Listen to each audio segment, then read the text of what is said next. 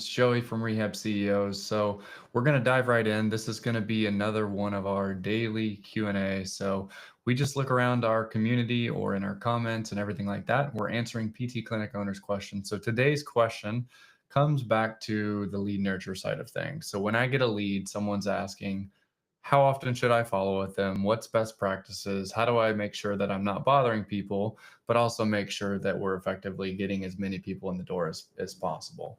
And so I'll kind of walk through all those different things. And so for any of y'all, again, if you don't know what this is, we're trying to do unedited, just answer your questions, raw format. We get to know you, you get to know us. We get to help y'all much, much faster versus waiting a week for something to be edited or something like that, or just a very shallow answer that I can't really give you as much detail on because I'm trying to write it all or something like that. And you miss some of the contextual nuance.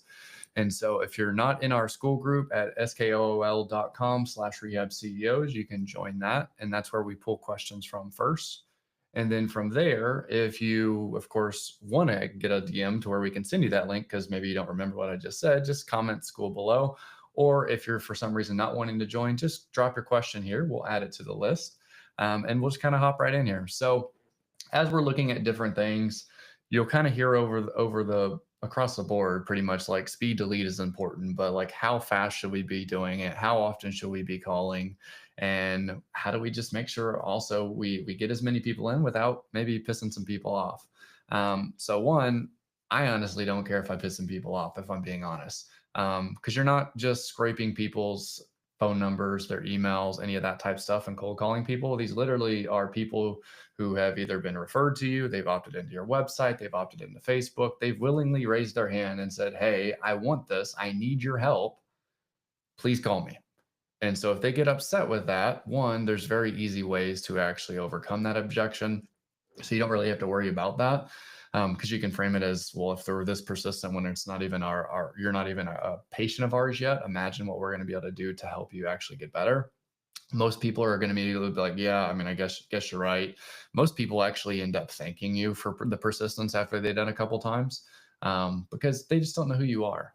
So they maybe don't have your phone number saved. They forget that they opted into something. They just got busy with life. And then eventually you called when they had availability. And so really when you're looking at all this type stuff, I think the easiest way to kind of illustrate a lot of this type stuff. So we have two buddies that run pretty much what we do for physical therapy clinics. They do marketing, they do actually now done for you sales, they do coaching, and they do some other services as well. And so one of the things that they saw within their industry, was there's actually ways you can buy leads within that industry, kind of like real estate, like everybody kind of gets the leads from Zillow, everything like that. And so they actually had two clients in the same exact area, same exact leads, everything like that.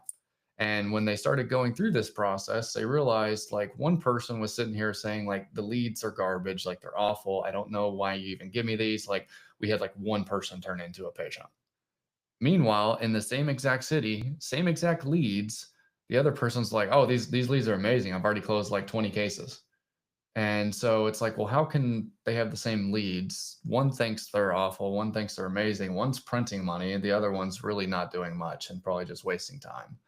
And so we're like, well, they were like, well, what are you doing? And they're like, oh, we do the 5 by 5 by 5 method. And I was like, okay. So he started explaining this to us. And I was like, okay, well, what's the 5 by 5 by 5? And he's like, it's pretty simple. We call everybody 5 times, we text everybody 5 times, and we email everybody 5 times. And of course, we do that already naturally within our stuff. So I was like, oh, okay, that makes sense. But we even do some of longer nurture, even from there, from text and email past the calling. And so at least 5 times within the first 5 days would be the bare minimum actual follow-up procedure that you want. So that way we can really make sure that's the case, because I've got a couple stats here. So when I saw this, says 80% of sales require 5 or more follow-up calls after the initial contact. 64% of salespeople give up after the first contact. So if we're not calling them at least 5 times, then we're probably only grabbing about 20% of the people that could actually move forward. And then if you're maybe falling into that 64%, well, it's not that hard to win. Like, because most people call once, they end up stopping, and then that person still has pain. So the persistence of that's going to be huge. So, like, I'm pretty much of the camp you call until they tell you to F off, like, if I'm being honest.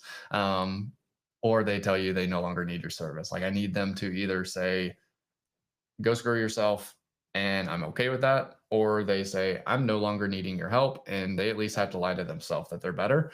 And that's okay. They're not helpable at that time. But like I'm very persistent with this type of stuff. So my goal is not to be like, what if we upset someone? My goal is to help people. Like we got into this business to help people. And most people, if they were good at making decisions, if they were actually structured in their life, all of those things, they probably wouldn't have to be called 5 times. So they need us to be persistent for them. They need us to help them make these decisions. And so then the other aspect that we kind of saw in this type stuff, really interesting stats. So it said leads contacted within the first 5 minutes are 21 more times likely to actually convert. And if you call within the first minute, there's a 391% increase in conversion rate. So speed to lead is super important. So what that means in your physical therapy clinic is one, especially as you start getting to multiple PCCs or multiple locations, all those things, we need to have one person that's actually specialized in all of this new patient intake.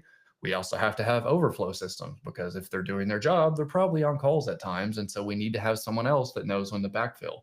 We need to have a communication system to where they can actually make sure when one's on it, the other one's got it. Otherwise, it becomes the Spider-Man meme where everybody's pointing to each other, thinking the other one's going to get it. And then we kind of fall into some of these other stats. So one of the stats that I saw that's not surprising, and I've seen it a lot when I've tried calling clinics, across 85 different industries, they see that about 62% of calls that go inbound to the actual business go unanswered. And so when you're looking at it kind of all across all industries, sorry, that was 62% was for small businesses, which most of physical therapy clinic owners fall under. Across all industries, it's still 40%. So even like really big conglomerates and stuff like that that aren't in the day-to-day small business, but like we fall into the small business category, or at least most people do, because you have to have like I think it's 200 employees or something like that before you're actually not considered a small business.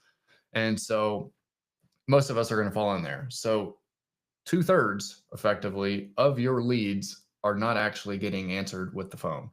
So one, we don't have to call them 5 times if we just answer the first time. So some of y'all may potentially just need to look at like, what is the actual system that we have for inbound calls? And then all of a sudden we don't need this. We see this all the time because while working in over 400 clinics around the nation, we will be able to, of course, use call tracking on all of our clients. And we see these inbound calls and we see people texting them, asking for literally to pay them money and to start. And they're still not having anybody call despite having 100 notifications being told to their front office they need to do it. And so this is a super common thing we see. So it's something that it's not just that you train them once, it's a train them, you hold them accountable, you give them feedback. And then just when you think you're good, you're probably going to have to go back to it again because humans like to go to the path of least resistance. And so we have to have enforcement cycles to be able to get this going. And we need to be able to actually give them the feedback. We need to incentivize them the way we need to so they want to continue doing it. Because I'll tell you, it's not the most skillful job because most people, if you just show up, you're going to win because, like we said, 60% of people didn't even answer their phone. So you answering is already better than most. And so just showing up goes a long way with this type of stuff, but we have to have predictable systems to be able to do that. And so that's what I'd be looking at. It's at least once a day for the first 5 days. We really need to hit them on every medium. Ideally, if they've texted, you also need to text them back. I see that a lot where like someone sends an email, they're like, I'm going to call them. And I'm like, did they answer? They're like, no, they didn't answer. And I'm like, well, why didn't we email them back? They already told you email is their preferred method. I am always a big fan of trying to get them on a phone call, but it's not a do a phone call and then don't text them back if they texted you. So that's a super common issue that I see. Or everybody spends so much time talking about this is how you do the calls, this is how you do the calls, and then forgetting it's 2025. And there's a lot of people that effectively just don't want to be on a phone. They just want to text you. They just want to use your chat widget on your website. They just want to email you. And so we also have to train our front office on how to actually have those conversations. Or when someone DMs you on Instagram or Facebook, or they comment on any of your profiles, like most of the time, I just see the worst fumbling of like easiest leads ever. Someone's like, hey, do you take XYZ insurance? They're like, nope. Like that's literally the conversations that I'm seeing inside of people's accounts. And so we have to look at all mediums of communication now, not just those aspects. But that's kind of a way to look at speed to lead. We have to make sure we're doing it enough. We're making sure we're hitting it on all the mediums that we want. And we just have to kind of anchor it all back to mission based systems of we're doing this to help people. We know that there's going to be some people that are upset, and that's okay. We can't help everybody. Not everyone will be happy, but I couldn't live with myself if I knew that my grandma fell. She opted in for balance and fall risk. And then I called her once, she didn't answer. And then I said, whatever. I called her once, I did my job.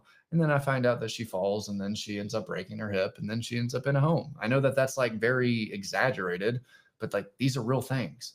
People continue to have pain. They end up being depressed. They end up getting addicted to pain meds. They end up having surgeries they shouldn't have. They should end up going to your competitor that maybe isn't as good as you.